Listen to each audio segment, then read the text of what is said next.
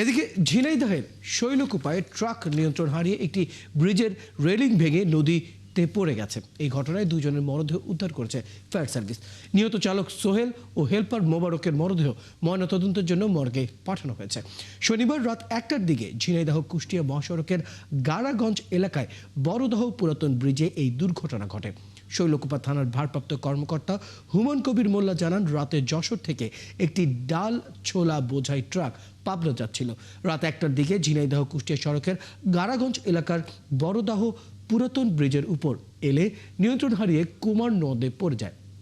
খবর পেয়ে শৈলকুপা ও ঝিনাইদহ ফায়ার সার্ভিসের দুটি ইউনিট উদ্ধার কাজ শুরু করে। রোববার ভোরে মোবারক হোসেন ও সকাল 8টার দিকে চালক সোহেল শেখের মরদেহ উদ্ধার করা হয়।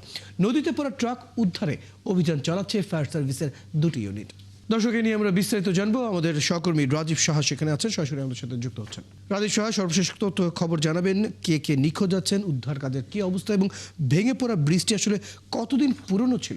রয়েল, আপনাকে ধন্যবাদ। নিশ্চয়ই আপনি জানেন যে ঝিনাইদহ কুষ্টিয়া মহাসড়কের গাড়াগঞ্জ সংলগ্ন যে বড়দহ যে ব্রিজ, দুইটা ব্রিজ আছে। পুরাতন ব্রিজটি প্রায় 100 বছর পার হয়েছে, নতুন ব্রিজটি প্রায় 5 বছর চলমান অবস্থায় আছে। কিন্তু গেল রাত 1টার দিকে এই পুরাতন ব্রিজ রেলিং ভেঙে, আমি যদি ক্যামেরা পার্সনের মাধ্যমে দেখাতে চাই, রেলিং ভেঙে যশোর থেকে যে পাবনাগামী যে ট্রাকটির, এই ট্রাকে বুটের ডাল এবং ছোলার ডাল পণ্য নিয়ে আসলে পাবনায় যাচ্ছিল। পথিমধ্যে কিন্তু সে নিয়ন্ত্রণ হারিয়ে, এবং স্থানীয় লোকজন বলছে যে কুয়াশা অথবা ঘুমন্ত অবস্থার কারণে কিন্তু এই দুর্ঘটনা ঘটতে পারে। সকাল ভোর এবং আজকে সকাল বেলায় দমকল বাহিনীর সদস্যরা এবং শৈলকুপা থানা পুলিশের মাধ্যমে এবং স্থানীয় লোকজনের সহযোগিতা কিন্তু দুইটি মরদেহ উদ্ধার করে। মরদেহ ইতিমধ্যেই ঝিনাইদহ সদর হাসপাতালে মর্গে পাঠানো হয়েছে।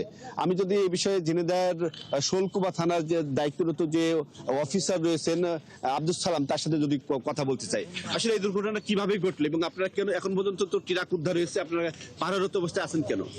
আছে যে মালামাল গুলো যা আছে বা নিচে যে ডাউল পড়ছে, ডাউল গুলো যাতে মানুষ না নেয়, আর ট্রাকে মালামাল বা ট্রাকটা যাতে কোনো চুরি না বা ক্ষয়ক্ষতি না করে, এই জন্য আমরা পাহারা দিচ্ছি। এই দুর্ঘটনা কিভাবে ঘটেছে? এটা সম্ভবত আমরা যারা জানছি যে রাত 1টার দিকে ঘটনা। ট্রাকের এক্সেল ভেঙে গেছিল, 2 চাকা ভেঙে পুরো রেলিং ভেঙে নিচে পড়ছে। জি জি, ধন্যবাদ। আমরা একজন স্থানীয় যারা মরদেহ উদ্ধারের সময় ছিলেন তাদের সাথে কথা বলতে চাই। আসলে কি ঘটনা ঘটেছে, আপনারা কি দেখতে পেয়েছেন? আমরা রাত 1টার পরে বিকট শব্দ শুনতে পাই। শব্দ শুনে আমাদের ঘুম ভেঙে যায়। তারপরে আমরা এখানে এসে দেখি একটা ট্রাক পড়ে গেছে। পরে প্রশাসন এবং ফায়ার সার্ভিসের কর্মকর্তারা এসে সেখান থেকে 2 জন মরদেহ উদ্ধার করেছে। ট্রাকে সম্ভবত ডাল বোঝাইছিল, এটাই দেখতে পেয়েছি। রয়েল, এই ঝিনাইদহের যে শৈলকুপার গাড়াগঞ্জ যে বাজার সংলগ্ন যে বড়দহ যে ব্রিজটি, এইটা এই আজকে গেল রাত 1টার পর থেকে কিন্তু এই ট্রাকটি কিন্তু এই নদীতেই, কুমার নদীতে কিন্তু ছিল, এবং নদীতে থাকার পরেই কিন্তু সকালবেলায় যখন দমকল বাহিনীর খবর পেয়েছে, তারা উদ্ধার কাজ চালিয়েছে। উদ্ধার কাজ চালানোর পর এখন কিছুক্ষণ আগে, অর্থাৎ সকাল 9টার দিকে এই ট্রাকটি এই পুরাতন ব্রিজের উপরে উদ্ধার করেছে, এবং আইন শৃঙ্খলা বাহিনী কিন্তু এখানে মোতায়েন করা হয়েছে। তারা কিছুক্ষণ আগে আপনি শুনছিলেন যে এই ট্রাকের এবং যে মালামাল পণ্য সামগ্রী আছে রক্ষণাবেক্ষণ করার জন্য কিন্তু তারা এখানে রয়েছেন।